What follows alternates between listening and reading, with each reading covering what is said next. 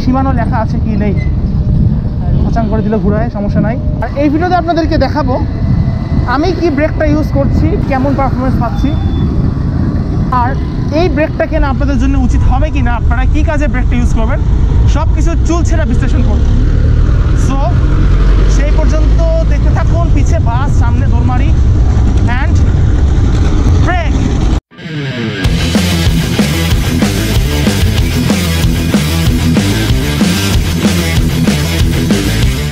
এই মুহূর্তে যে ব্রেকটা ইউজ করছি সেটা হলো MT200, শিমানো MT200।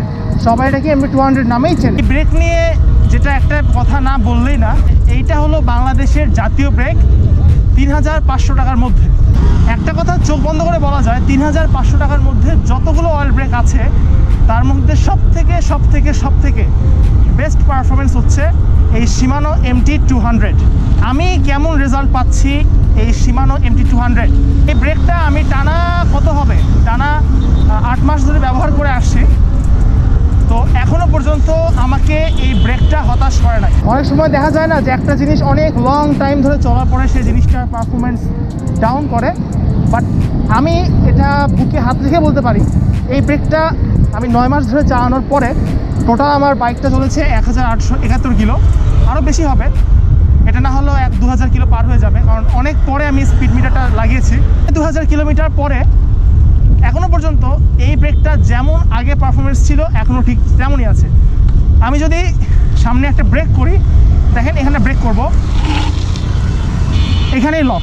গতকালকে যদি আপনি আমার ব্রেকিংয়ের ভিডিওটা ভালো মতো দেখে থাকেন আর ওইভাবে যদি প্র্যাকটিস করে থাকেন এই ব্রেকটা দিয়ে, তাহলে আপনি যেইখানে টার্গেটে ব্রেক করতে চাচ্ছেন সেখানটাই একদম পয়েন্টে ব্রেক হবে। এই 50,000 টাকা দিয়ে একটা ভালো বাইক বিল্ড করেছেন, কিন্তু আপনার যদি আপনি ওই লোকাল 2000 বা 2500 টাকার একদম চাইনিজ সব ব্রেক যে খারাপ এটা বলবো না, কিন্তু হ্যাঁ ম্যাক্সিমাম চাইনিজ ব্রেকের রেজাল্টই ভালো না, একটা টাইম পরে যে সেগুলোর পারফরমেন্স ড্রপ করে। তো এই ব্রেকটা যদি আপনি বাজেট কম হয় 3500 বা 3400, হ্যাঁ অনেকখানি এটা 3300 দিয়েও সেল হয়, আপনি এই ব্রেকটা ইজিলি ইউজ করতে পারেন। আপনার রাইডিংয়ে এটা অনেক ভালো একটা এক্সপিরিয়েন্স দেবে। আরে এত হর্ন দিলে আমি কেমনে কথা বলবো।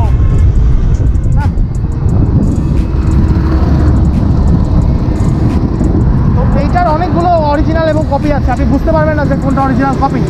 প্রায় একই জিনিস একই রকম দেখতে। এটা আসলে কথা বলতে অনেক সমস্যা হয়, প্রচুর গাড়ি ঘোড়া তো প্যাপো সাউন্ড করে।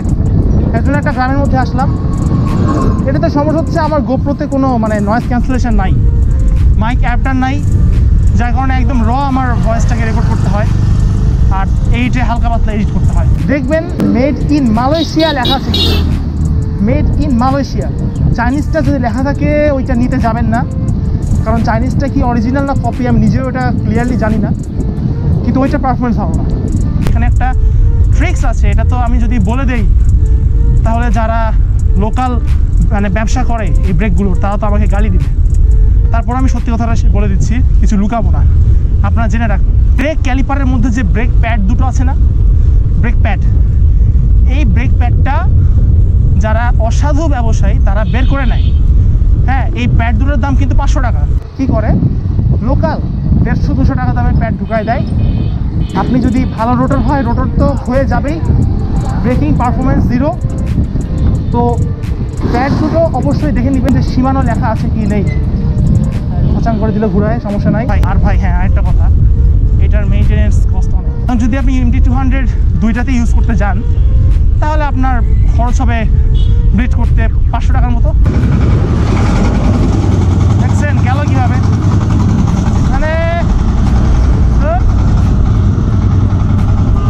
আপনি যদি একজন স্টান্ট রাইডার হয়ে থাকেন তাহলে নিতে পারেন এই ব্রেকটা। অবশ্যই স্টান্টের জন্য বেস্ট একটা ব্রেক এই প্রাইসের মধ্যে।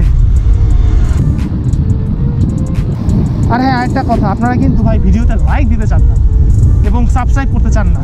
তো লাইক সাবস্ক্রাইব করলে কিন্তু আমি টাকা পাবো না, কিন্তু নতুন একটা ভিডিও বানানোর জন্য মোটিভেট হব।